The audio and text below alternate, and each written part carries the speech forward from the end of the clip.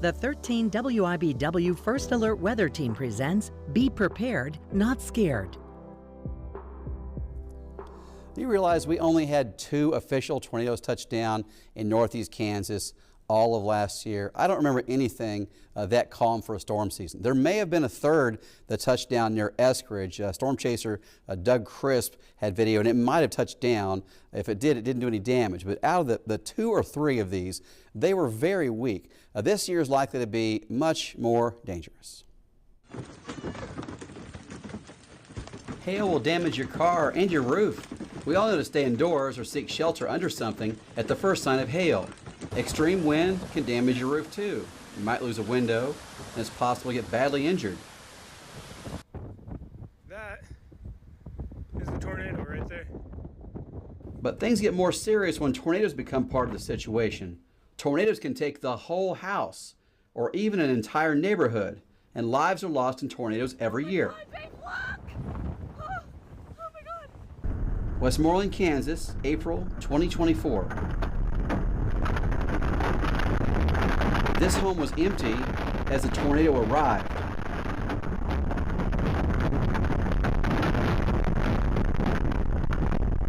But just a few blocks away, this mobile home was picked up and wrapped around trees across the street.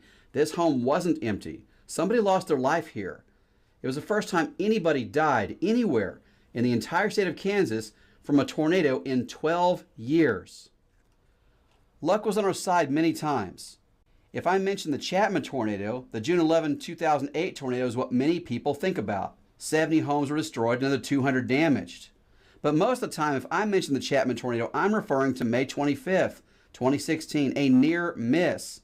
That tornado bent train tracks just southwest of town. 1 mile farther north, and the Chapman tornado would be a horror story of tornado danger the entire nation will remember today. Bennington, 2013. Mobile Doppler radar showed winds in excess of 250 miles per hour in this tornado. The tornado virtually came to a stop, sitting in one spot and blasting at 250 miles per hour in a circle. Bennington is rated an F3 because it didn't hit any structures that allowed for a higher rating. To stay safer during tornadoes, remember it is harder to hear sirens indoor because of the storm than on days when they're testing the sirens. So if you're hearing sirens when we're testing them, when the emergency management is testing them on a clear day with light winds, it's much easier to hear those things. But if a tornado warning is issued for your location, you need to get to shelter right away. The basement if you can. If you don't have a basement, the lowest level of the building, you need to get away from windows, cover your head, of course. And another thing, if you are on the highway, don't stop. This is a very dangerous thing that happens a lot nowadays. So if you're on the highway, you find an overpass and you stop, what's going to happen is traffic backs up behind you and causes a lot of folks to be put in danger just because a couple of people decided to stop their car at the overpass. This is extremely dangerous. So here's what's going to happen. If the tornado hits that overpass, it's not going to offer protection from the tornado. It's not going to save you from the tornado. It will keep hail from hitting you, but it won't save you from the tornado. Worse, stopping is going to cause a mass of cars and people, and if a tornado does hit that specific spot, there could be a lot of folks who are hurt, who were trapped by whatever drivers decided to stop on that highway. So please, don't do this. You're putting yourself in danger and putting other people in danger as well by making that decision. All right, live streaming has become a big part of how we cover tornadoes.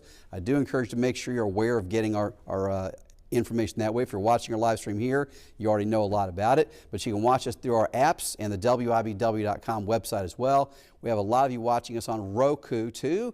If you're not already on Roku watching us, letting you know that you can. We also have the live stream on YouTube and Facebook. Make sure you have a way to watch us, whatever it might be during severe weather, and we'll make sure to do our best to meet you on those platforms with coverage. Those things are different from today. This as well. I do want to mention that if you have viewer pictures or video, we encourage you to send them into WIBW.com through the viewer pics link right here, because if you send in something, there's a chance, if it comes in through Facebook or Twitter or email, we have to make sure we get approval from those from you for copyright from those, because there have been just so many people suing other people for using materials nowadays. We have to be careful. So just, if you're going to send information, we would love to have your pictures and videos, but send it into WIBW.com under the Weather Picks app, please. It makes it a lot easier, and we can actually use it without it taking an hour to get approval. All right, up next, Doug Myers is going to talk a little about the type of severe weather that causes huge amounts of financial damage each year. That's coming up after a short break.